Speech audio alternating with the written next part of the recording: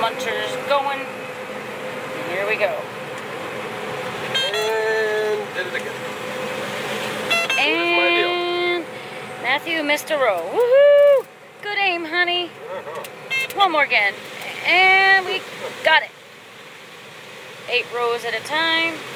Approximately 450 bushels every 10 minutes, which I calculated was about 32,750,000 pieces of corn, kernels of corn, every 10 minutes. Pretty incredible. 7 million.